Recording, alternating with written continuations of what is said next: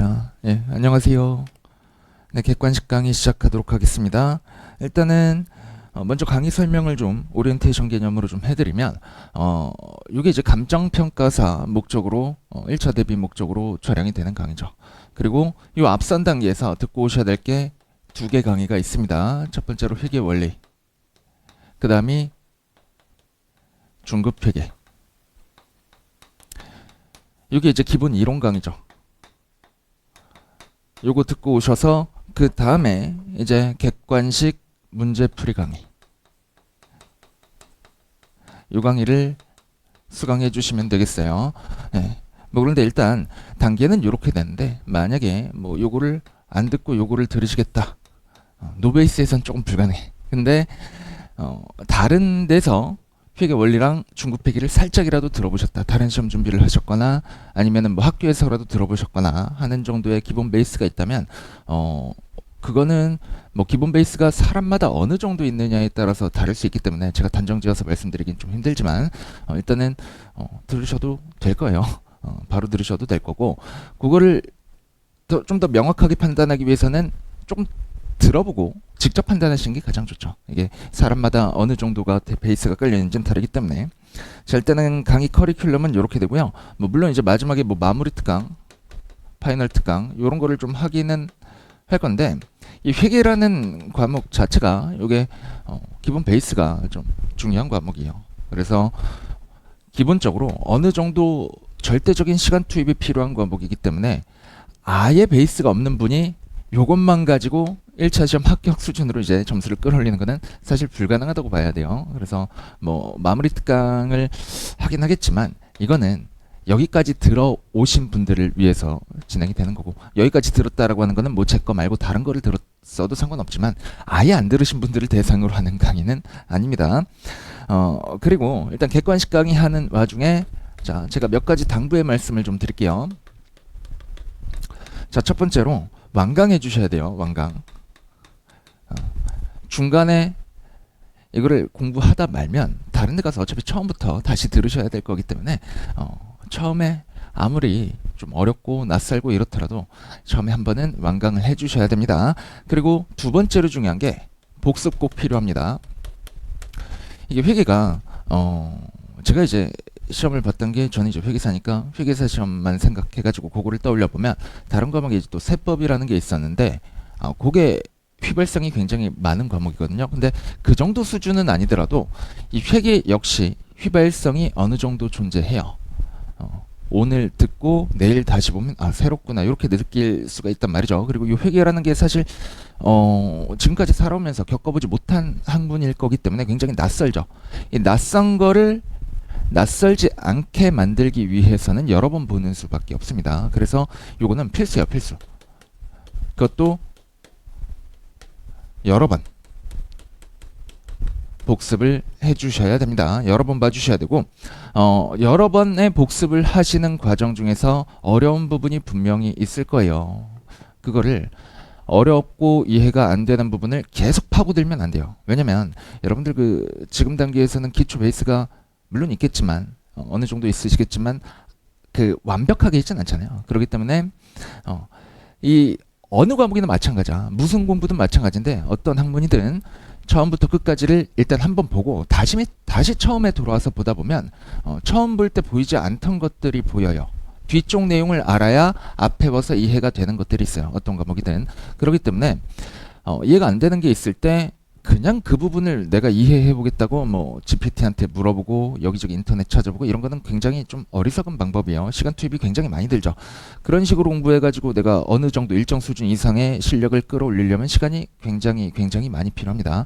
이거는 사실 제가 공부할 때 썼던 방법인데 별로 추천하지 않는 방법이에요. 저는 이제 좀 장수를 했던 편이고, 그래서 빠르게 붙으시려면 일단은 다독을 하시는데 첫 1회 독은 무조건 빨리 보셔야 돼요.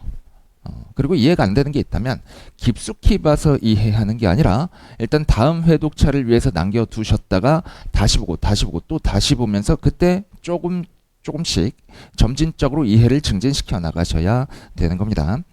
자, 그리고 세 번째로 제가 설명을 드리고 계산 문제 같은 거를 같이 한번 풀어 드릴 거지만 아무래도 처음 들으시는 분들은 계산 문제 풀 때는 같이 잘 풀릴 건데 집에 가서 혼자 풀어보면 바로 다시 안 풀리는 경우가 있을 거예요. 그게 회계 특징이죠. 근데 안 풀리는 게 당연합니다. 그러니까 너무 이제 멘붕하지 마시고 그럴 때는 어떻게 하셔야 되냐면 제가 풀어드렸던 계산식 있죠. 혹은 여기 해설에 책의 해설에 적혀 있는 부분 보고 따라서 푸는 거예요. 일단 그런 말 있죠. 모방이 창조의 어머니라는 그런 말 있죠. 그렇기 때문에 여기도 마찬가지예요. 처음에 이해가 안 되고 접근할 수 없다.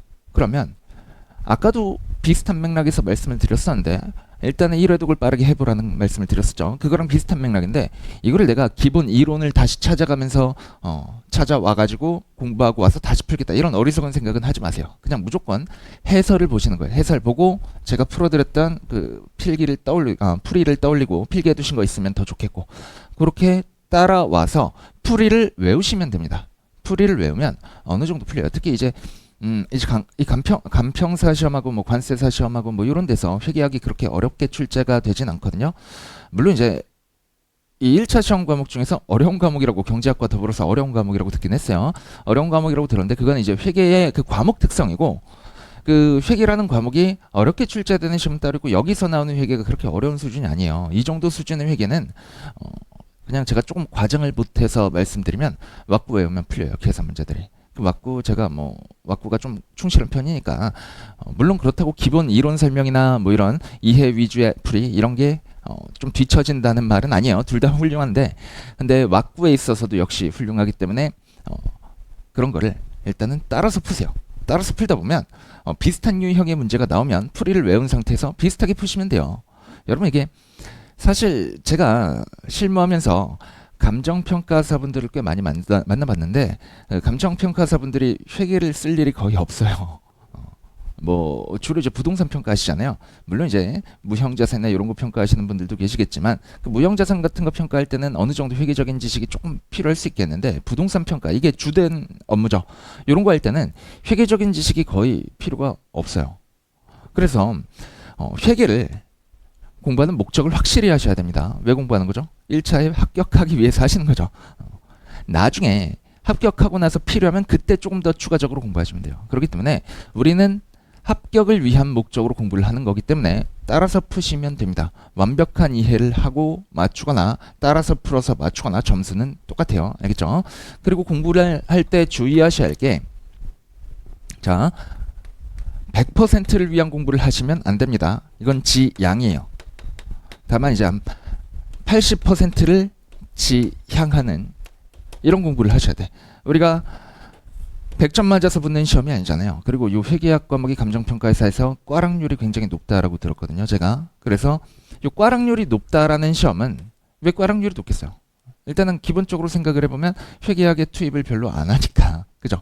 이게 2차 과목이 없고 회계학의 투입을 안 하기 때문에 좀 꽈락률이 높다. 이렇게 생각을 할 수가 있을 것 같은데 근데 그렇다고 하더라도 공부를 투입을 조금 덜 한다고 하더라도 아예 진짜 정말 말도 안 되는 적은 투입량이 아니라면 꽈락은 조금 오히려 힘들어요. 불합격은 있을 수 있을지언정 이것 때문에 이제 꽈락 나서 다른 과목 점수가 높은데 떨어지는 경우 이거는 좀 제가 회계 투입을 너무 안 했다라고 볼 수가 없거든요.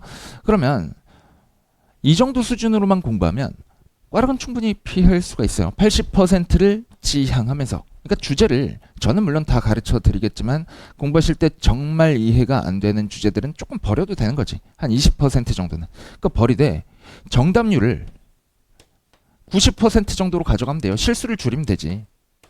그럼 몇 점이에요? 72점 나오죠. 그죠? 그 정도만 해도 높은 점수가 나오는데 정말 힘들면 뭐 70에 70 요 정도만 해도 꽈락은 아니잖아요. 49%니까. 그죠? 꽈락을 면하기 위한 목적에서도 일단 요 100%는 지양하시면 됩니다. 우리 합격을 위해 공부하는 거지 100점 맞고 뭐 1차 합격한 거는 어디 가서 내밀지도 못하죠. 1차 뭐 고득점으로 합격하기 위해서 공부하는 게 아니라 그냥 단순히 합격하기 위해서 공부하는 것이기 때문에 100% 지양하고 80%를 지향하는 방식으로 공부를 하셔야 돼요. 자, 그렇다라고 하면 이제 좀 오해가 생길 수가 있는데 제가 이렇게 좀 가볍게 공부하라고 한다고 해서 여러분 고민을 안 하고 공부하면 안 됩니다. 고민이라는 거는 공부하실 때 항상 필요한 거예요. 고민 필수예요. 자, 이때 고민의 대상이 있습니다. 왜 이런 풀이가 나왔을까? 왜 이런 회계 처리가 나왔을까? 자, 이런 고민은 하셔야 돼요. 이때 이 거래에서 회계 처리가 어떻게 될까? 이런 고민은 하셔야 돼요. 왜냐면 회계학의 어떤 왁구든 간에 재무회계의 어떤 왁구든 간에 결과적으로는 회계 처리를 도식화해 놓은 것에 불과합니다. 그렇기 때문에 요거를 그 왁구들을 전부 다 이해하려면 회계 처리가 수반이 돼야 돼요. 이 회계 처리가 왜 이렇게 일어나느냐? 요거에 대한 고민은 필수적인데, 자, 왜 이런 거래를 했을까? 혹은 왜 이런 회계 기준이 생겼을까? 뭐 이런 쓸데없는 고민들은 하시는 거 아닙니다. 시험과 전혀 무관한 고민이죠. 그래서 시험의 합격과 직결되는 이런 고민들, 이런 것은 좀 필수적으로 하면서 넘어가 주셔야 되고요. 그리고 뭐 제가 이제 당부의 말씀 다 드렸고, 강의를 앞으로 하게 될 강의의 특징 같은 거를 조금 말씀드리자면, 이 책의 특징이기도 하고 제 강의의 특징이기도 한데, 제가 그 회계사 세무사 시장 쪽에서도 좀 컴팩트하게, 그러면서 좀 깊숙하게, 이게 상반되는 것 같죠. 컴팩트하면서 깊숙한 게. 근데 둘 다 충족하는 강사예요. 왜 그러냐면 그쪽에서는 제가 회계사 세무사 쪽에서는 2차 시험도 있거든요. 회계학이, 재무회계가. 근데 요 2차 시험 그리고 1차 시험을 동시에 준비하는 사람들에게 좀 목적 적합한 건 뭐냐면, 자, 종합 문제예요. 한 문제에다가 여러 주제를 끼워 넣는 거지. 이러면 문제 여러 개 풀지 않고 하나만 풀어도 여러 가지 주제를 커버할 수가 있죠. 그래서 이런 문제 사이즈 큰 종합 문제 위주로 문제집을 만들어서, 그래서 좀 컴팩트하면서도 깊숙하게 넓게 이렇게 여러 가지를 다 챙겨가는 그런 강사인데, 근데 이쪽은 1차밖에 없다 보니까, 감정평가사 쪽에서는 재무회계가 1차밖에 없다 보니까 여기서는 이런 종합 문제 같은 거 구성하지 않았고, 그리고 주로 여기 문제 보시면 감정평가사 기출이 비중이 굉장히 높습니다. 물론 이제 관세사 기출, 세무사 기출도 보다 보면 표시된 게 있을 거지만 감정평가사 기출의 비중이 굉장히 높을 거예요. 왜 그러냐면 이제 IFRS가 도입된 지가 2010년이거든요. 2010년부터 IFRS 도입돼 가지고 요거 바탕으로 시험이 출제가 되어 왔는데, 자, 2010년부터 지금 2025년이죠. 한 15년 정도죠. 24에서 25문제 정도 나오죠. 1차에서 재무회계가. 그 정도면 자, 15년, 16년 곱하기 24문제 하면 문제 수가 충분히 쌓였어요. 기존에 기출 데이터들이 충분히 있습니다. 그리고 교수님들이 출제를 하실 때, 물론 저도 이제 회계사나 세무사 시장에서 거기서 뭐 2차 GS 문제 같은 거, 어려운 문제들 이런 거 만들 때도 기존의 기출 같은 거를 좀 분석하고 거기에서 조금 변형을 하거나 문제 주제를 추가하거나 이런 식으로 문제를 만들거든요. 교수님들도 마찬가지죠. 제가 아는 교수님들이 한 두 분 계신데, 친하게 지내는 교수님이, 아는 거 말고 친한 교수님이 한 두 분 계신데, 그 두 분 다 문제를 만들 때 출제위원이에요. 둘 다 이제 회계사 세무사 출제위원이신데, 그분들도 문제를 만들 때 이제 설명서 얘기해 보면 똑같아요. 그냥 기출 문제 과거에 나왔던 거 보고 뭔가를 추가할지 이런 거를 결정한다라고 하시더라고요. 그럼 뭐예요? 결과적으로 과거 이 기출됐던 문제들이 앞으로의 출제 기조에 영향을 미친다라는 얘기예요. 그래서 2026년 시험이 조금 더 어렵게 나올 것이다 라고 하더라도 기존에 출제되었던 주제들을 가지고 한 80%가 출제가 될 것이고, 나머지 20%에서 10%이 정도만 어렵게 나오겠지. 근데 이제 실제 시험에서 한 5에서 10% 문제들만 굉장히 어려운 걸 출제해도 수험생들은 굉장히 어렵다고 느끼거든요. 근데 그런 5에서 10% 문제에 집중하면 어떻게 돼요? 그러면 떨어지는 거죠. 어렵게 나오는 거는 극단적으로 말해서 버리면 돼요. 우리 다 풀어야 붙는 시험이 아닙니다. 그렇기 때문에 이 과거 기출 위주로 공부하시면 되고, 출제 경향을 잘 분석하셔야 되는데, 그거 제가 문제집 잘 만들어 놓고 출제 경향 다 분석해서 강의를 해드릴 거니까 그냥 믿고 따라오시면 돼요. 제가 그렇게, 물론 회계사는 회계 전문가지만 제가 회계사 중에서도 회계 기준 이런 거를 잘 모르는 편이 아니거든요. 굉장히 좀 자신 있는 편이고, 그리고 이제 뭐 회계 법인에도 그런 퀄리티 컨트롤 팀이 있어요. QC 팀이라고 하는데, 거기서 이제 회계 감사하면서 논란 이슈가 되는 그런 주제들을 실무진과 이제 토의를 해요. 근데 제가 그 토의에서 져본 적이 거의 없는 회계사예요. 왜겠어요? 제가 잘하니까 그러겠죠. 좀 자랑인데, 어쨌든 간에 제가 깊숙이까지 안다라는 거예요. 회계사 2차 GS에서도 거기 뭐 다 이제 소문을 어떻게든 검색하거나 해서 물어보시면 제가 그 2차 GS에서도 굉장히 미칠 듯한 난이도, 깊숙한 뎁스 이런 거를 가지고 좀 유명한 편인데 사실 강의 시작한 지가 원래 회계사랑 겸업하다가 강의에 전업한 지가 얼마 많이 되진 않았는데 근데 전업하기 전부터 GS가 좀 이제 잘 됐으니까 제가 전업을 하기로 결정을 했겠죠. 그러니까 그 GS 난이도 높은 걸로 이렇게 좀 인지도를 좀 쌓은 편인데 뭐 그렇다는 얘기는 제가 회계를 모른다는 얘기가 아니죠. 잘 아는데 요 문제집에 있는 것들, 요 문제집에 있는 거는 그렇게 어려운 문제를 싣지 않았어요. 왜 그래요? 목적적 합하지 않기 때문에 그렇습니다. 시험에 목적적 합하기 공부하셔야 돼요. 딱 요 시험 합격할 정도의 수준. 그렇다고 해서 뭐 60점 턱걸이 합격이 아니라 한 7, 80점 정도는 맞을 수 있을 정도. 제목에서 7, 80% 정도는 맞출 수 있으실 정도로 문제를 구성해 놨습니다. 7, 80%? 이것도 굉장히 보수적으로 한 말이에요. 사실 여기 있는 책에 있는 거 다 이해하고 나면 한 90% 이상을 맞추실 수 있을 겁니다. 근데 물론 이제 중간에 버리는 거 이런 거를 다 고려하면 60점은 그래도 넘기셔야죠. 충분히 넘길 수 있게 만들어놨으니까 그냥 믿고 따라오시면 됩니다. 알겠죠? 그리고 이제 시험 특징을 좀 말씀드리자면 이게 회계가 출제되는 시험들이 여러 개가 있죠. 그 중에 가장 어려운 게 이제 회계사 시험이고 그 다음에 이제 조금 쉬운 게 쉽다라고 하면 안 되죠. 가장 어려운 게 회계사 시험. 그 다음에 이제 회계가 좀 더 쉽게 나오는 게 세무사 시험. 그리고 그 아래 기타 등등의 시험들이 있는데 뭐 감정평가사 시험은 회계가 메인이 아니기 때문에 회계형 난이도만을 가지고 따지자면 조금 쉬운 편에 속하죠. 자, 근데 그거를 말씀드리고자 하는 게 아니고 자, 일단 여기 감정평가사 시험 있죠. 출제 기관을 아셔야 돼요. 얘는 금융감독원에서 출제해요. 주관 기관이 금감원이에요. 얘는 큐넷이죠. 산업인력공단. 그죠? 큐넷에서 시험 접수하고 뭐 그러잖아요. 거기서 이제 공지를 보고 이러잖아요. 그러면 이런 주관기관이 같은 데들끼리 문제 유형이 좀 비슷해요. 실제로 분석을 해보면 그렇습니다. 이 큐넷에서 주관하는 시험의 특징은 뭐냐면 여기 챕터 인덱스 보시면 몇 번째 챕터냐면 5번 챕터 있죠. 유무형 자산, 투자부동산, 기타 자산 있죠. 이쪽에서 출제 비중이 굉장히 높아요. 이 금감원에서 출제하는 이 회계사 시험에서는 유무형 자산 쪽 출제 비중이 그렇게 높지가 않습니다. 다른 데서 고급 회계에서도 많이 나오고 하기 때문에 그렇게 높지 않은데 이 큐넷에서 내는 시험들은 유무형 자산 쪽에서 그 챕터 5의 내용들의 출제 비중이 굉장히 높고 그리고 또 출제 비중 높은 쪽이 뭐 재고 자산 이쪽도 좀 높을 것이고 뭐 차입원가 자본화 이런 데도 좀 나오고 금융 자산도 조금 나오고 뭐 여러 가지가 복합적인데 근데 가장 출제가 많이 되는 게 이 큐넷에서 출제하는 시험의 경우에는 유무형 자산, 투자 부동산, 기타 자산 이쪽 챕터예요. 그러니까 이 챕터는 꼭 챙겨 가셔야겠죠.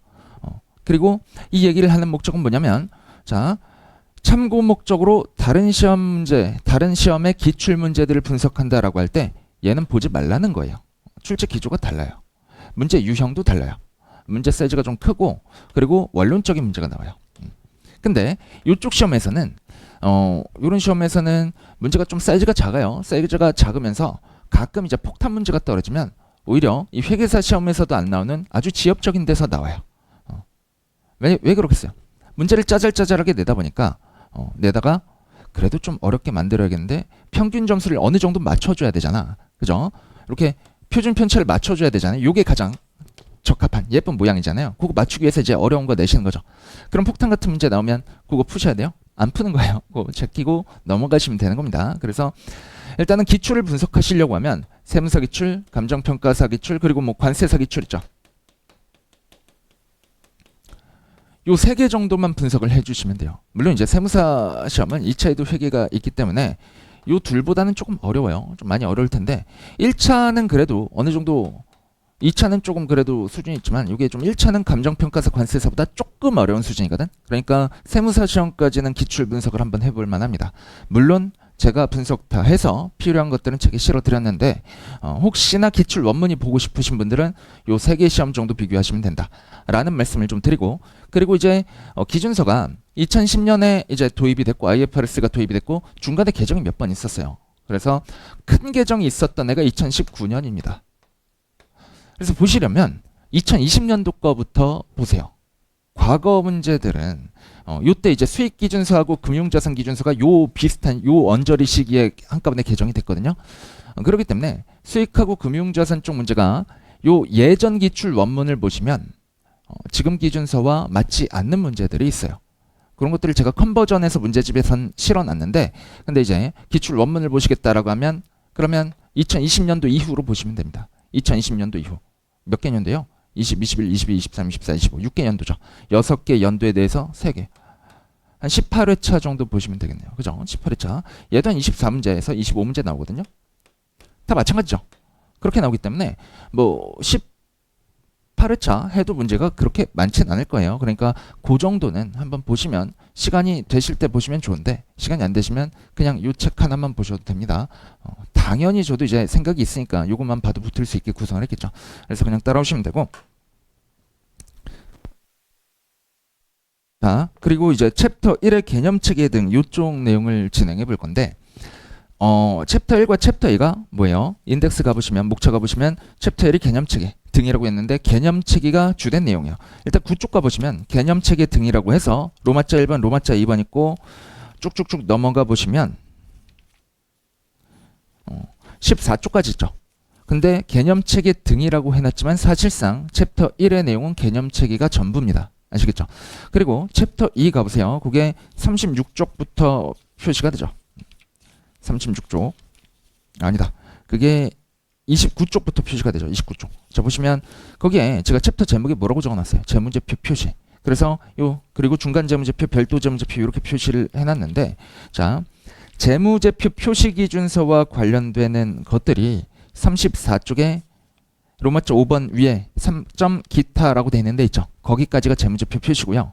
그리고 거기 재무제표의 종류 로마자 5번이죠. 34쪽 맨 아래. 그게 이제 별도 재무제표라는 기준서에 있는 내용이고, 그리고 35쪽에 로마자 6번 중간 재무보고 있죠. 그게 중간 재무보고 기준서에 있는 내용인데, 이런 것들을 제가 유사한 주제들을 묶어 놓은 거예요. 그래서 뭐 챕터 기준이 어느 챕터는 하나의 기준서인 경우도 있고, 그리고 어느 챕터는 여러 개 유사 기준서를 묶어 놓은 그런 챕터들도 있습니다. 그래서 유사 기준서를 묶어 놨기 때문에 관련 주제들을 공부할 때 어렵지 않게 그냥 좀 공부하실 수가 있을 거예요. 관련 주제들 한꺼번에 보실 수가 있을 거고, 그리고 그건 아시죠? 기준서가 이제 법률과 마찬가지로 그런 게 있어요. 그 법률에도 민법, 형법 이런 거 있죠. 여러 가지 법이 있죠. 뭐 형사소송법도 있고 뭐 이렇게 여러 가지 있는데, 감정평가, 관계, 법규 이런 것도 있죠.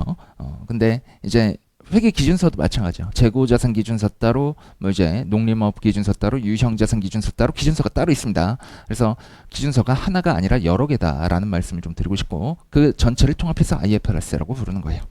자, 그리고 IFRS에서 9쪽 펴세요. 챕터 1 개념체계 등 펴놓고 이제 들으시면 되는데, IFRS에서 가장 먼저 나오는 게 개념체계예요. 개념체계. 근데 이 개념체계는 기준서가 아닙니다. 여기 나와있죠. 개념체계는 기준서가 아니야. 자, 지금 요 내용들 보실 때 제가 중요한 거는 파란색으로 다 해놨어요. 그러니까 그냥 쓱 보시면 되고, 제가 중간중간에 밑줄을 쳐드리는 것도 필요한 거는 제가 밑줄 치라고 할 거니까 그거는 밑줄은 알아서 치시면 돼요. 안 치셔도 되고. 다만 이제 필기 중에서 제가 꼭 해달라고 하는 필기들만 옮겨 적으시면 되고요. 밑줄은 굳이 뭐 제가 이미 다 해놨기 때문에 그냥 필요하신 분만 알아서 치세요. 자, 파란색 글씨 보시면 개념체계는 회계 기준이 아니다 라고 돼 있죠. 그럼 개념체계는 왜 있는 거예요? 개념체계를 이제 요 책 한 권에 비교해 보자면 앞쪽에 목차와 머릿말 있죠. 그거에 해당되는 겁니다. 책 전체를 하나의 기준서로 보면 개념체계는 목차와 머릿말에 해당하는 거예요. 그리고 학문적 측면에서 접근해 보면 이제 회계 기준을 제정하고 개정하고 이럴 수가 있겠죠. 회계 기준이라는 건 이제 우리 문과잖아요. 문과적인 학문은 전부 다 사회적인 약속인 거죠. 이거는 사회적인 약속이 변경되면 변경될 수 있잖아요. 회계 기준도 마찬가지고 법률도 마찬가지죠. 이런 것들은 언제든지 바뀔 수가 있는데, 바뀔 때 너무 뜬금없이 바뀌면 안 되잖아요. 그죠? 그래서 학문적 체계가 어느 정도 있어야 되기 때문에 그 회계의 전반적인 그런 학문적 기초 같은 거를 적어 놓은 게 개념체계입니다. 머리말 같은 거라고 보시면 돼요. 알겠죠? 그래서 개념체계는 회계 기준이 아니다라는 말씀을 좀 먼저 드리고, 그리고 그 뒤에 문장 보세요. 따라서 이 개념체계의 어떠한 내용도 회계 기준이나 회계 기준의 요구사항에 우선하지 아니한다라고 했습니다. 이게 무슨 말이에요? 이제 챕터 2에서부터 나오는 내용들은 전부 다 기준서에 있는 내용이거든요. 자, 그 IFRS 가보시면 개념체계는 기준서 번호가 부여되어 있지 않아요. 기준서가 아니기 때문에 그렇습니다. 그리고 챕터 2부터 나오는 내용들은 전부 다 기준서에 있는 내용이라서 챕터 1의 내용과 챕터 2 이후의 내용이 상충되면 뭐가 우선 적용되는 거예요? 기준서가 우선 적용되는 거예요. 아시겠죠? 여러분 책을 기준으로 생각해도 제가 머리말에다가 공부는 이렇게 해라 이렇게 적어놓을 수 있잖아요. 그죠? 그리고 개별 챕터의 문제풀이 과정 중에서 이 문제는 이렇게 풀어라 이렇게 적어놓을 수가 있잖아요. 그 두 개가 상충되면 뭐에 따라 문제 푸는 거예요? 문제풀이 방법에다가 그쪽 해설에다가 적어놓은 그 방법에 따라 문제 푸는 거죠. 마찬가지입니다. 자, 개념책의 어떠한 내용도 회계기준이나 회계기준의 요구사항이 우선되지 않고 두 개가 상충되면 기준서가 우선 적용되는 거예요. 자, 그러면 요거의 대표적인 사례가 뭐가 있냐면 자, 10쪽 가보세요. 유효한 재무정보의 질적 특성이라고 돼 있죠. 요거는 요 정도 이제 기본 강의 들으셨으면 어느 정도 기억하실 텐데 기억이 안 되시면 기억이 안 나시거나 뭐 처음 듣는 분은 그냥 참고로만 들으시면 됩니다. 자, 회계라는 게 뭐예요? 경제적 사건을 기록하는 수단이죠. 기록하는 수단이죠. 그 기록하기 위한 요건이 뭐죠? 이거를 인식요건이라고 하는데 인식요건 재무제표에 인식하기 위한 요건이라고 합니다. 이 인식요건이 개별 기준서와 그리고 개념체계에서가 서로 달라요. 지금 인식요건에 대한 얘기가 갑자기 나왔는데 이 얘기를 왜 하는 거냐면 자, 개념체계와 기준서가 상충하면 기준서가 우선 적용된다라고 했죠. 자, 개념체계에서는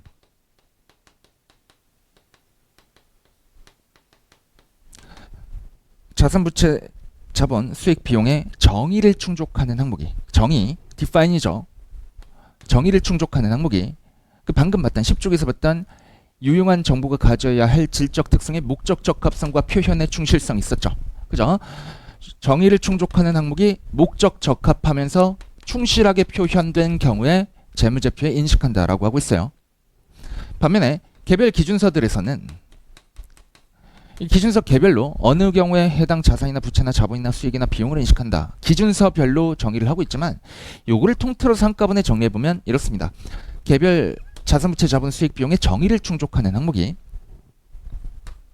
define, D죠. benefit, 미래경제적 효익의 자산인 경우에는 유입 가능성이 높고 부채인 경우에는 유출 가능성이 높고 그 뭐예요? 미래경제적 효익의 유출입 가능성이 높으면서 그러면서 신뢰성 있게 측정할 수 있을 때 매저 측정이요. 요 세 가지 요건을 충족할 때 재무제표에 인식한다라고 하고 있어요. 그러면 요 두 개가 상충되면 개별 회계 처리할 때 개별 거래들을 회계 처리할 때 이 둘 중에 뭐를 적용해야 되는 거예요? 얘를 적용해야 되는 거죠. DBM을 적용해 주셔야 됩니다. 그래서 여러분 요거 두 가지는 다 알고 가셔야 돼요. 개념체계의 인식 요건은 D 플러스 목 플러스 표고 그리고 기준서의 인식 요건은 D 플러스 B 플러스 M입니다. 자, D는 정의, B는 효익의 유출입 가능성이 높다라는 것이고 M은 신뢰성 있는 측정이에요. 그냥 측정이 아니라 신뢰성 있는 측정을 말하는 겁니다. 자, 근데 개념체계를 물어보는 문제에서 자산이나 부채의 정의를 충족하는 항목이 목적 적합하면서 충실한 표현을 제공한다 라고 하면 재무제표에 인식해야 된다 라고 하면 그건 맞는 말이죠. 개념체계 쪽에서 물어보면 얘가 맞는 말이 되는 거지. 개념체계 한정에서 물어보면. 그죠? 근데 회계 전반적으로는 얘가 맞다라는 거죠. 알겠지?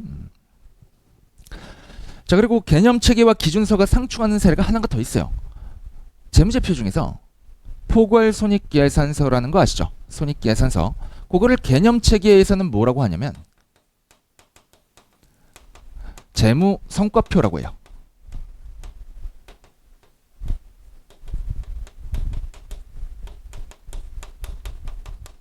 근데 챕터 2에서 나오는 재무제표 표시 있죠?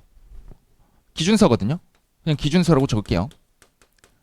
기준서에서는 얘를 포괄손익계산서라고 하죠.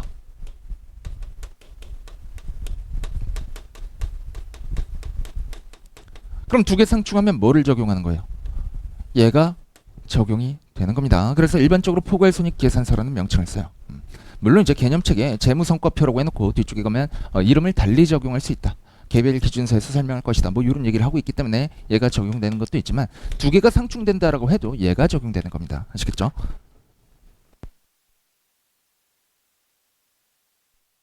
자, 여기 2번 보시면 이제 일반 목적 재무보고의 목적을 달성하기 위해서 회계기준위원회는 개념책의 관점에서 벗어난 요구사항을 정하는 경우가 있을 수 있다라는 거예요. 그렇겠지. 일반 목적 재무보고라는 게 뭐죠? 그림 그리면서 설명을 해드릴 건데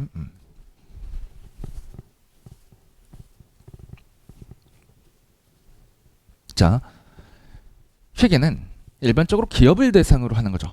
그래서 기업 회계라는 말을 많이 하죠. 물론 이제 정부도 회계를 하기 때문에 정부 회계라는 것도 있고 회계사 시험에서는 이 정부 회계도 나옵니다. 그리고 뭐 여러 가지 다른 그 뭐 공익거래 집단 이런 데들의 공익법인들의 회계 기준도 따로 있고 뭐 이런데 그리고 뭐 개별 증권회사나 아니면 자산운용사나 벤처 창업 투자 회사나 뭐 이런 데들도 회계 기준이 따로 있는데 뭐 그들 어차피 다 기업이죠. 그리고 회계의 주된 대상은 정부나 아니면 개인이 아니라 기업이라고 하는 거예요. 그래서 일반적으로 기업 회계라는 말을 하죠. 자, 그러면 기업의 내부에 누가 있죠? 종업원과 경영자가 있죠. 그죠? 외부에 정보 이용자들이 주된 사람들이 누가 있어요? 주주와 채권자가 있죠.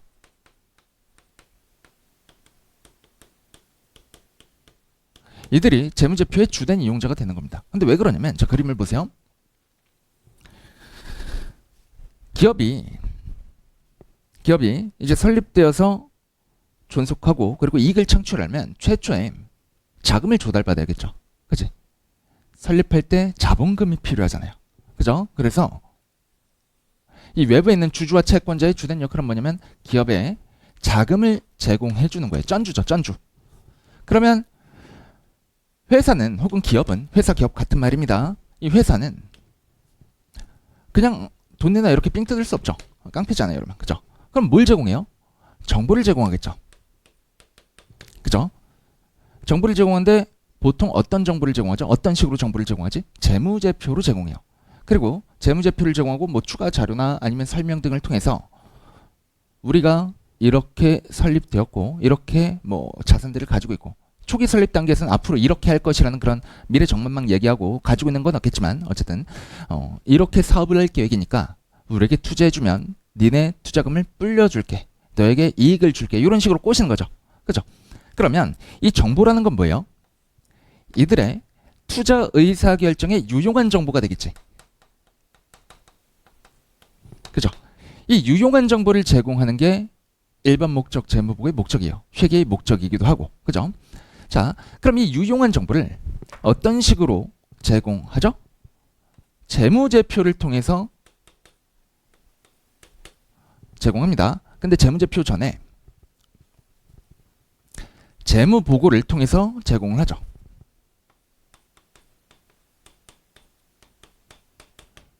그리고 외부에 있는 이 주주와 채권자, 얘들이 주된 정보 이용자라고 했죠. 그죠? 이들을 위해서 만들어지는 재무제표를 우리가 일반 목적 재무보고라고 해요. 이들을 위해서 하는 재무보고를 일반 목적 재무보고라고 해요. 왜 일반 목적이라고 하죠? 왜냐면 이 주주와 채권자는 기업 외부에 있습니다. 기업 외부에 있어요. 외부에 있으면 내부에 있는 정보에 접근이 불가능하겠죠. 여러분 뭐 주식을 샀다라고 해서 삼성전자 주식을 샀다라고 해서 삼성전자의 비밀 정보를 알 수가 없죠. 그죠? 그러면 이들을 위해서 제공되는 정보는 외부에 공표된 정보밖에 없는 거예요. 그 외부에 공표된 정보, 이게 일반 목적 정보인 것이고 일반 목적 재무 보고라고 합니다. 그리고 이 일반 목적 재무 보고의 주된 수단이 바로 재무제표예요. 그리고 이 재무제표는 회계 기준에 의해서 만들어지죠. 아까 살짝 언급드렸지만 이 회계 기준이란 건 굉장히 여러 가지가 있는데 가장 많이 쓰이는 거는 일반 기업 회계 기준이라고 있어요. 그리고 그 다음에 많이 쓰인 게 KIFRS입니다. 일반 기업 회계 기준은 그 비상장 회사들에게 많이 적용이 되는데, 근데 그 비상장 회사들 수가 우리나라에 더 많습니다. 상장 회사보다. 그리고 상장 회사들이나 아니면 상장을 하려고 하는 회사에 대해서는 KIFRS 한국재택국제회계기준이 적용되는데, 자, 우리 시험 범위는 얘죠. 일반 목적 재무 보고는 재무제표를 통해서 이루어지고, 이 재무제표는 회계 기준에 의해서 만들어집니다. 자, 이 회계 기준에 의해서 재무제표를 만들게 되면 어떤 효익이죠? 재무제표 이거 누구나 어떤 특정한 기준 없이 아무나 그냥 자기 나름대로의 기준에 따라서 만든다라고 하면 비교가 불가능하겠죠. 다른 기업과 비교가 불가능하겠죠. 그렇기 때문에 이 KIFRS라는, 왜 K가 붙었겠어요?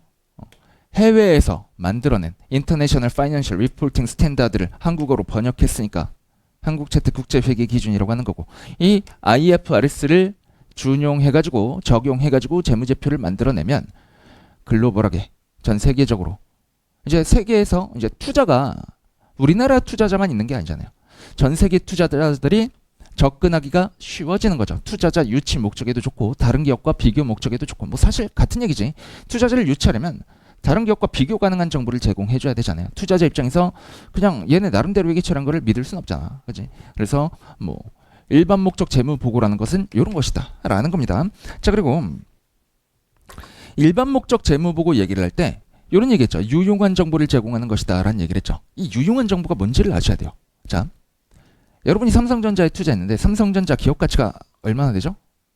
제가 현재 얼마가 되는지는 모르겠는데 뭐 9만 전자 됐죠. 이제 다시 떨어졌다가. 뭐 그런데 삼성전자가 굉장히 큰 회사죠.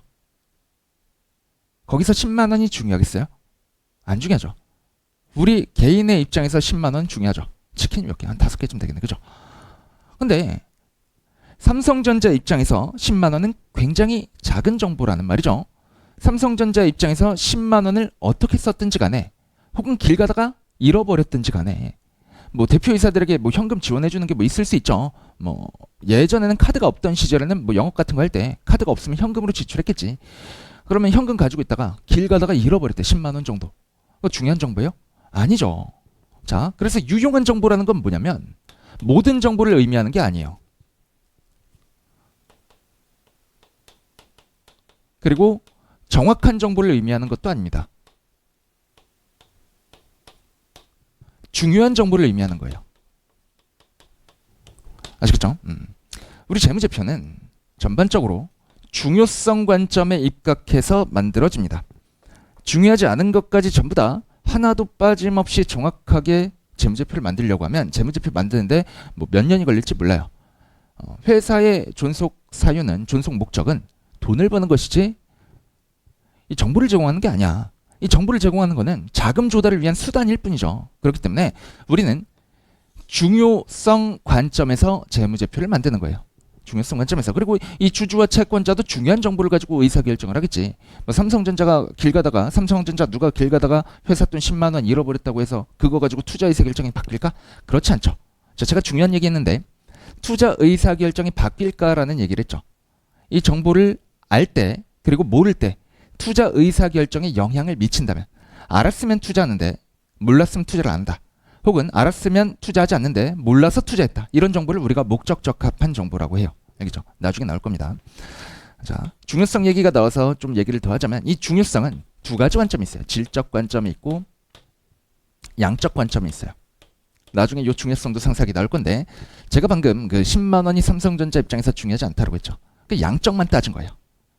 근데 10만 원이 길 가다 잃어버린 게 아니고 대표이사가 횡령했대.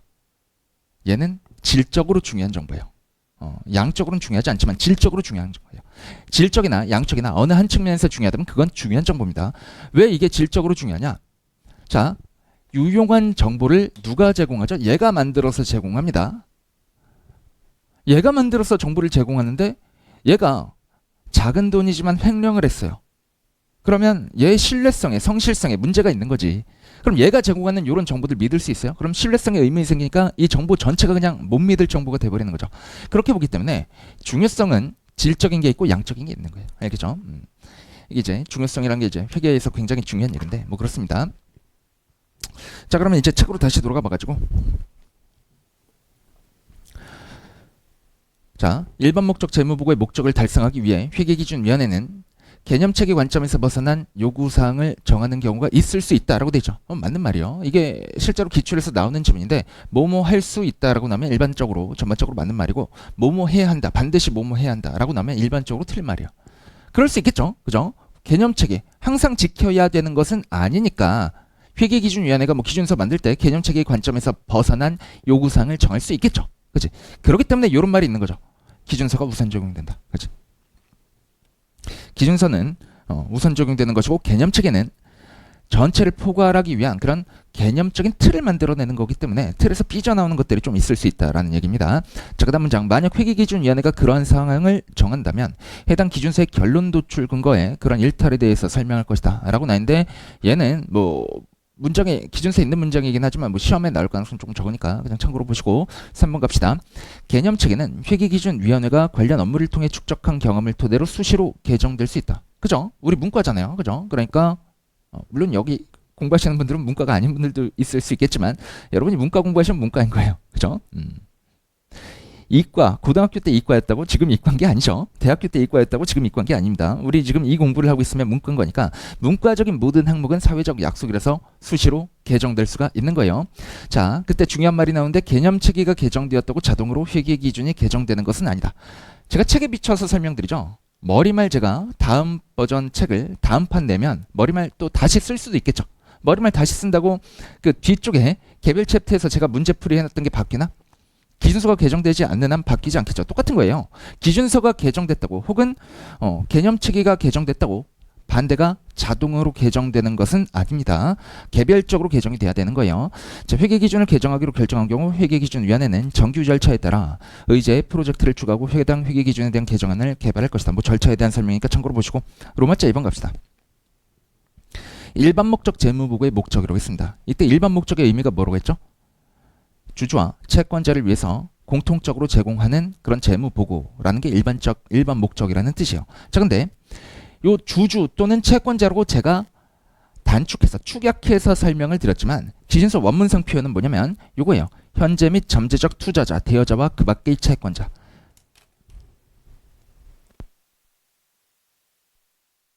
여기에 좀 이제 중복되는 표현인데 투자자는 채권 투자자와 주식 투자자 모두를 포함하는 개념이죠. 근데 기준서에서 보통 이제 투자자라고 말하면 얘는 주식 투자자를 말해요.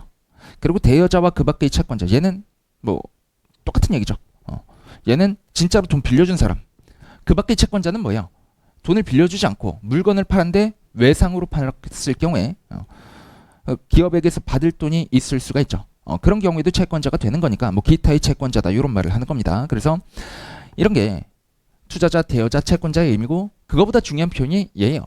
잠재적, 현재 및 잠재적. 그러니까 현재 주주와 채권자뿐만 아니라 미래의 주주와 채권자를 위해서도 정보가 제공되어야 한다라는 겁니다. 왜 그래요? 우리가 투자 의사결정에 목적적 적합한 정보를 제공하기 위해서 재무보고라는 것을 하는 것인데 이 투자 의사결정이라는 것은 가장 처음이 뭐예요? 살지 말지 결정하는 거죠. 사고 나면 계속 부여할지 팔지 결정하는 거죠. 그렇기 때문에 잠재적 투자자, 대여자, 그 밖의 채권자라는 것은 살지 말지 고민하는 사람을 말하는 거지. 그러니까 얘네들도 정보 이용자가 되는 겁니다. 주된 정보 이용자는 현재 및 잠재적 투자자, 대여자, 그 밖의 채권자예요. 알겠죠? 이들이 기업의 자원을 제공하는 것과 관련된 의사결정을 할 때 유용한 보고기업 재무 정보를 제공하는 것. 이게 일반 목적 재무보고의 목적입니다. 2번 보세요. 자, 많은 현재 및 잠재적 투자자, 대여자, 그 밖의 채권자는 정보를 제공하도록 보고기업에 직접 요구할 수 없고 그들이 필요로 하는 재무정보의 많은 부분을 일반 목적 재무보고서에 의존해야만 한다. 맞는 말이죠. 그냥 여러분이 주식 투자한다라고 생각하시면 당연한 얘기지. 여러분이 주식 투자한다라고 할 때 뭐 이용할 수 있는 정보는 재무제표밖에 없잖아요. 그죠? 그리고 뭐 산업 전망 같은 거를 추가적으로 고려를 할 텐데 기업에게 내가 필요한 정보를 추가적으로 요구할 수는 없죠. 들어주지도 않죠. 당연한 말이죠. 자, 그 이용자들은 예를 들어 일반 경제적 상황 및 기대, 정치적 사건과 정치 풍토, 산업 및 기업 전망과 같은 다른 원천에서 입수한 관련 정보를 고려할 필요가 있다라고 나옵니다. 그리고 이어서 4번 바로 읽어보시면 요 3번의 두 번째 문장과 이어서 읽으셔야 되는데 일반 목적 재무보고서는 보고기업의 가치를 보여주기 위해 고안된 것이 아니고 그러나 그것은 현재 및 잠재적 투자자, 대여자와 그 밖의 채권자가 보고기업의 가치를 추정하는 데 도움이 되는 정보를 제공한다. 이런 말이 나와 있어요. 자, 요거에 대한 설명을 좀 드릴 건데 우리 회계 원리에서 이런 거 배우셨을 겁니다. 재무회계와 원가회계 차이 배우셨을 건데 그 차이 중에 가장 큰 게 뭐냐면 원가관리회계죠.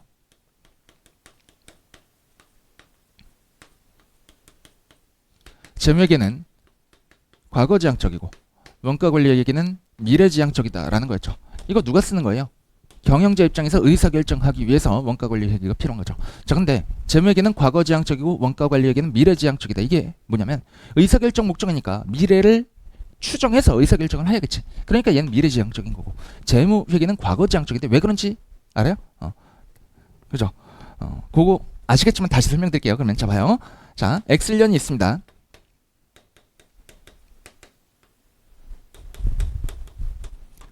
재무제표는 요 기간과 요 기간 말에 대해서 작성하는 거죠. 보고기간 말의 재무상태표와 보고기간에 대한 포괄손익계산서 자본변동표 현금으로표 그리고 보고기간 말과 보고기간에 대한 주석 이렇게 5가지가 한 세트지. 자, 그러면 이 X년에 대한 재무제표를 만들 때 언제부터 만들기 시작하냐면 X2년 1월 1일부터 만들어요. 왜 그러냐면 X1년 재무제표라는 거는 X1년 12월 31일까지의 거래가 모두 반영된 재무제표를 말해요. 그러니까 X1년 12월 31일 정5에 종이 딱 치기 전까지 그 전까지 일어난 거래를 모두 반영해야 되기 때문에 만들어지는 시점은 아무리 빨라도 X2년 초인 거예요. 그러면 만들어지는 순간부터 얘는 과거 정보죠. 그지? 과거 정보인데 그러면 이 과거 정보를 재무제표에 담고 있다라고 해서 보고기업의 가치를 추정하는 데 도움이 되지 않느냐라고 하면 그건 또 아니다라는 거야. 자, 왜 그러냐면 여러분 그 밸류에이션 할 때 가장 기초가 되는 게 재무제표예요. 기업가치 평가 같은 거를 할 때 여러분 그 감정평가사 공부하시니까 아무래도 그런 거 좀 익숙하실 텐데 밸류에이션 쪽이 좀 익숙하실 텐데 부동산 말고 기업도 가치평가를 합니다. 주로 회계사들이 많이 하는데 그럼 기업가치평가 할 때 가장 많이 이용되는 정보가 재무제표예요. 자, 이 과거 정보들 있죠. X0년, 그 전에 X9년, 그 전에 X8년 뭐 이런 정보가 있을 거잖아요. 재무제표에. 그럼 얘는 과거에 실제로 일어났던 사실들을 경제적으로 기록한 거지. 그럼 경제적 사실들을 회계적으로 기록해서 재무제표를 만들어냈던 거죠. 자, 과거의 추세 같은 거를 분석하면 앞으로 미래에 어느 정도의 이익을 창출할 수 있을지 이런 거를 좀 어느 정도 추정이 가능하겠지.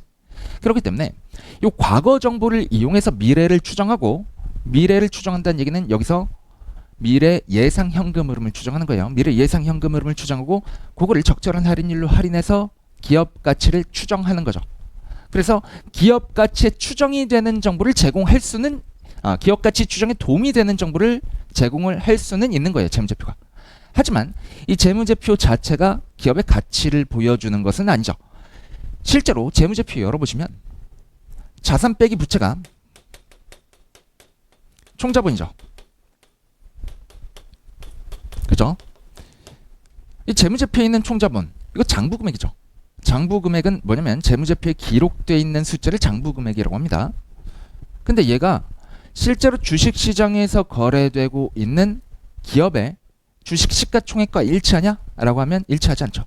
일반적으로 일치하지 않아요.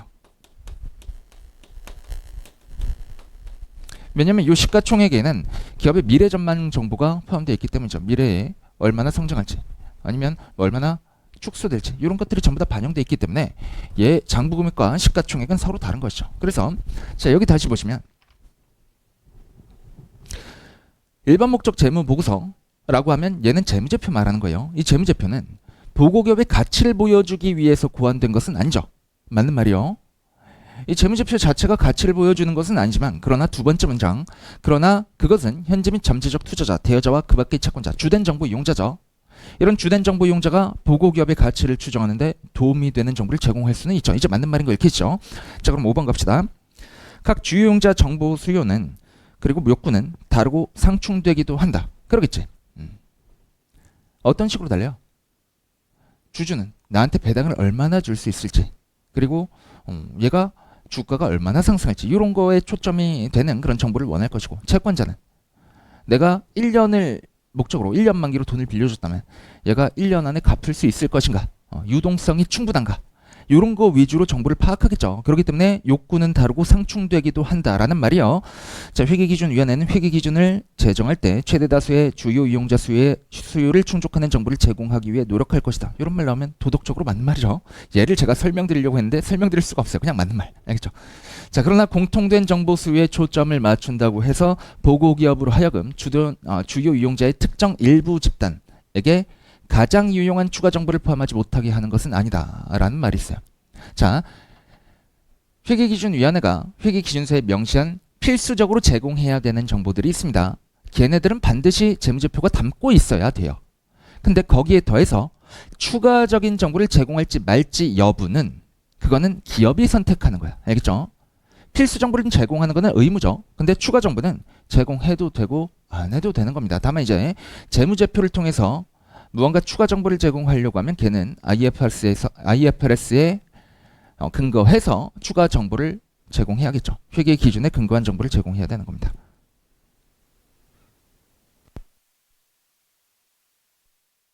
자, 그 다음에 6번 보시면 보고기업의 경영진도 해당 기업에 대한 재무정보에 관심이 있다라고 나오죠. 당연하겠지. 경영진이 해당 기업의 재무정보에 관심이 없으면 그 회사 망하는 거죠. 자, 그러나 경영진은 필요로 하는 재무정보를 내부에서 구할 수 있기 때문에 일반 목적 재무보고서에 의존할 필요가 없다라고 하면 얘는 맞는 말이죠. 경영진은 일반 목적 재무보고서 물론 봅니다. 재무제표 보고 중요하게 생각해요. 하지만 거기에만 의존할 필요는 없죠. 내부 관리 목적의 회계 정보가 기업 안에 더 많을 거기 때문에 거기에 의존할 필요는 없다라고 하면 맞는 말이에요. 자, 그리고 다음 페이지 넘어가 보시면 유용한 재무정보의 질적 특성이 나와요. 자, 유용한 재무정보라는 게 어디서 나왔었죠? 요거죠. 자금을 제공받으면 그 반대급부로 주주와 채권자, 현재 및 잠재적 주주와 채권자에게 유용한 정보를 제공해야 된다고 했어요. 이때 정보가 유용한 재무정보를 말하는 거예요. 자, 그럼 다시 와보시면 유용한 재무정보가 되기 위해서 가져야 할 정보의 특성을 우리가 질적 특성이라고 해요.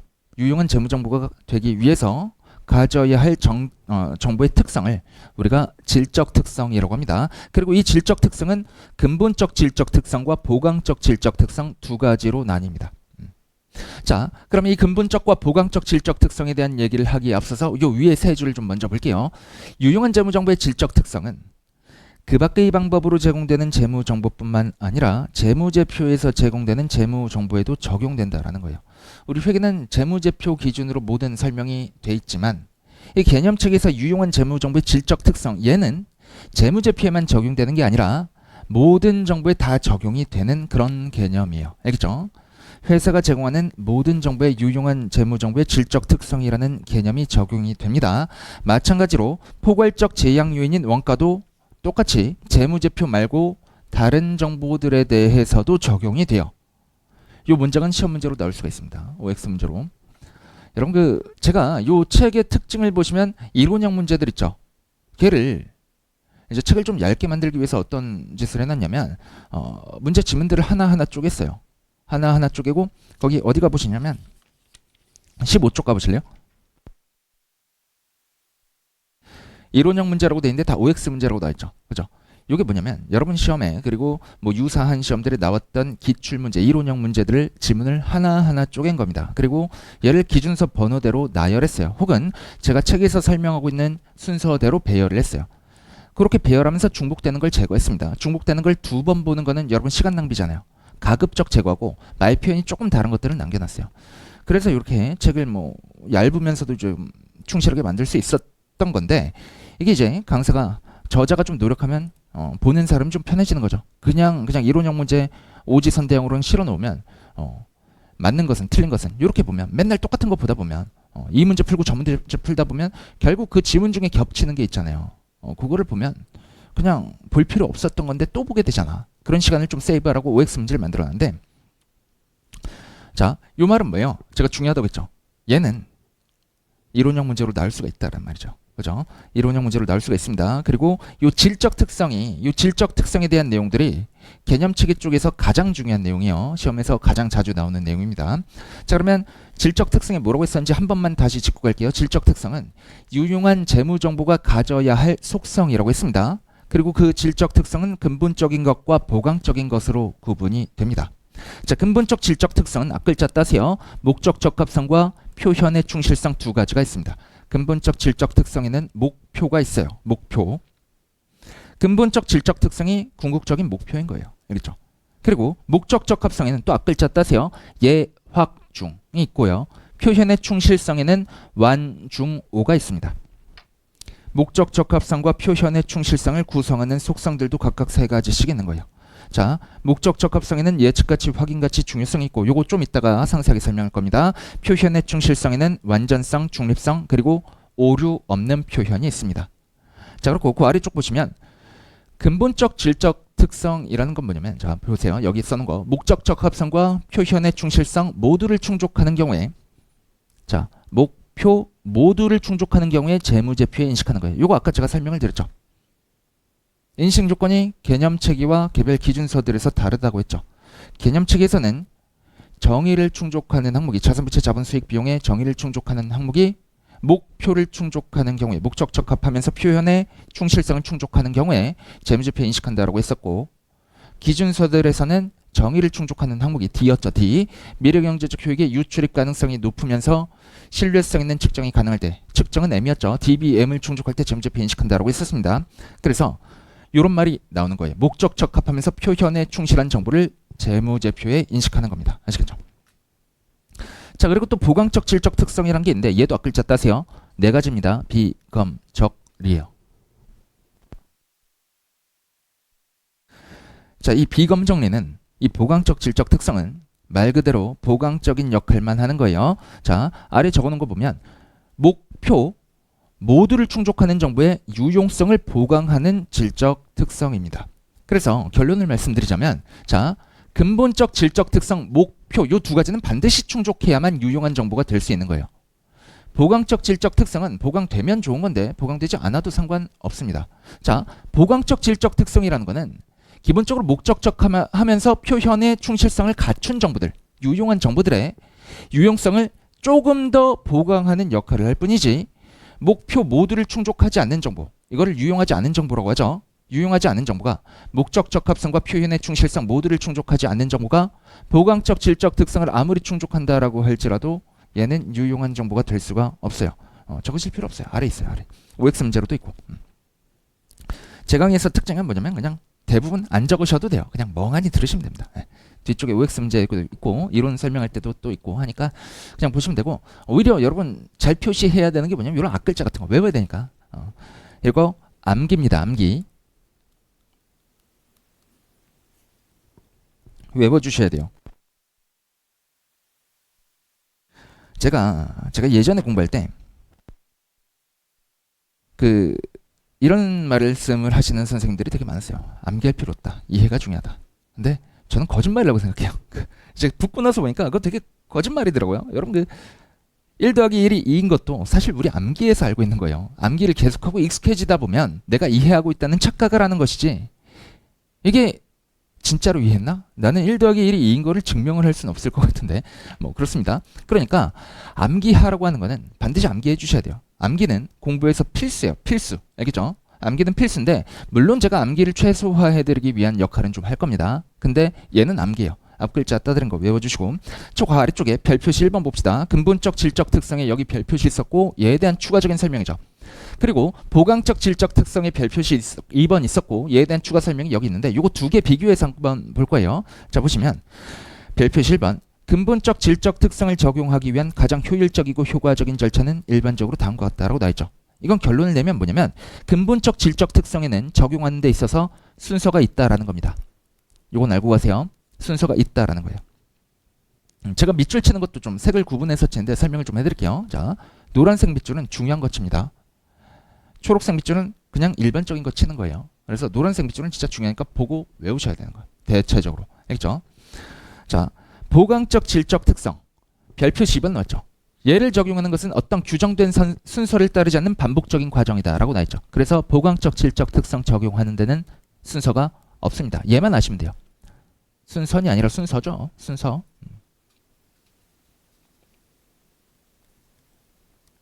이거는 알고 가셔야 됩니다. 반면에 여기 별 표시 1번 안에 양고로 1, 2, 3번 있죠. 얘는 순서가 이러한 것이다. 이러한 순서로 적용을 한다라는 것이지 얘를 외우실 필요는 없어요. 안 보셔도 됩니다. 근본적 질적 특성 적용에는 순서가 있고 보강적 질적 특성 적용에는 순서가 없다라는 것만 알고 가시면 돼요. 알겠죠? 자, 그리고 별 표시 3번 갑시다. 여기 어디 붙어 있었냐면 여기죠. 목표를 모두 충족하는 경우에 재무제표에 인식한다라고 했었죠. 자, 재무제표에 인식해야 되는 정보는 뭐예요?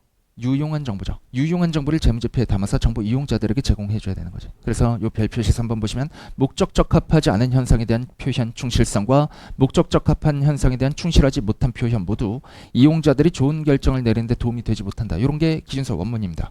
그럼 뭐예요? 목표를 모두 충족해야 유용한 정보라는 것이지. 목적 적합성만 충족하거나 아니면 표현의 충실성만 충족하거나 어느 한쪽만 충족한다라고 하는 것은 유용한 정보가 되지 못한다라는 거예요. 이게 뭐 별다른 새로운 얘기가 아니에요. 기본적으로 너무 상식적인 얘기예요.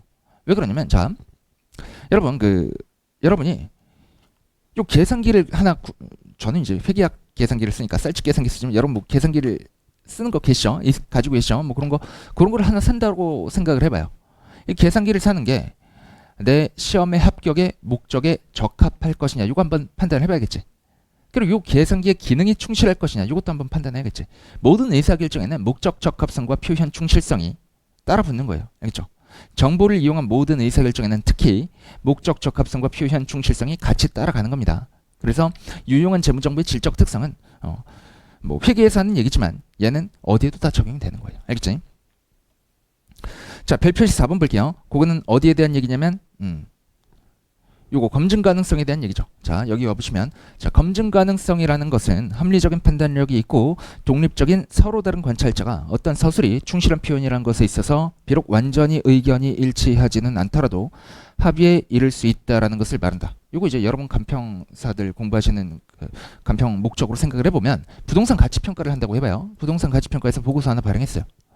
제가 그 보고서 되게 많이 받았거든요. 그 부동산 가치평가 보고서를 받았을 때 다른 어떤 A라는 감정평가사가 부동산 가치평가 보고서를 발행했습니다. 그럼 이게 검증 가능하려면 어때야 돼요? 검증 가능하다는 것은 다른 감정평가사가 B라는 감정평가사가 이 A가 발행한 보고서를 봤을 때 여기에 뭐라고 하죠? 투입 자료들, 그 가치 평가하기 위해서 투입된 자료들, 그게 타당하고, 그리고 평가 방법이 타당해서 그 투입 자료와 평가 방법을 가지고 어느 정도 완전히 의견이 일치하진 않더라도 유사한 금액에 도달할 수 있다라는 것이 이제 검증 가능하다라는 뜻이죠. 그죠?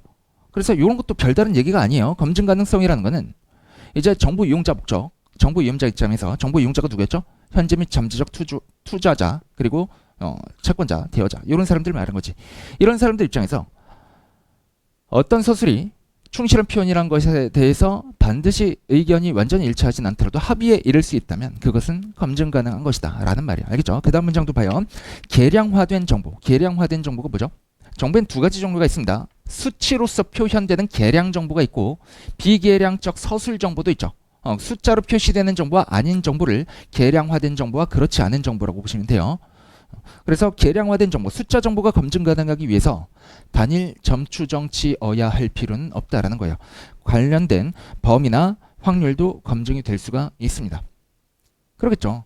여러분이 만약에 부동산 가치 평가를 한다라고 할 때 이 부동산의 가격은 어느 정도 선에서 머물 것으로 예상이 됩니다. 라고 하면 걔도 검증이 될 수 있겠지. 뭐 그러겠죠. 자, 별표시 5번 이것도 봅시다. 보강적 질적 특성 관련된 얘기인데 보강적 질적 특성은 만약 어떤 두 가지 방법이 모두 현상에 대해서 동일하게 목적 적합한 정보이고 동일하게 충실한 표현을 제공하는 것이라면 이 두 가지 방법 가운데 어느 방법을 그 현상의 서술에 사용해야 할지를 결정하는 데에도 도움을 줄 수 있다라고 돼 있죠. 이 얘기가 뭐예요? 보강적 질적 특성은 기본적으로 목적 적합성과 표현 충실성 모두를 충족하는 정보에 대해서 적용이 되어야 한다라는 겁니다. 알겠죠? 그래서 근본적 질적 특성 두 가지를 모두 충족하는 정보에 대해서 그 정보의 유용성을 보강해 주는 것이 보강적 질적 특성이다라는 거예요. 시간이 좀 많이 지나가지고 쉬었다 할까 좀 고민되는데 잘라서 갑시다. 잠깐 쉬었다가 이제 여기 들어가면 목적 적합성, 즉 근본적 질적 특성 세부 내용이죠. 여기 들어가면 이제 또 1시간 정도 해야 되거든요. 그러니까 조금 쉬었다가 이어서 가도록 하겠습니다.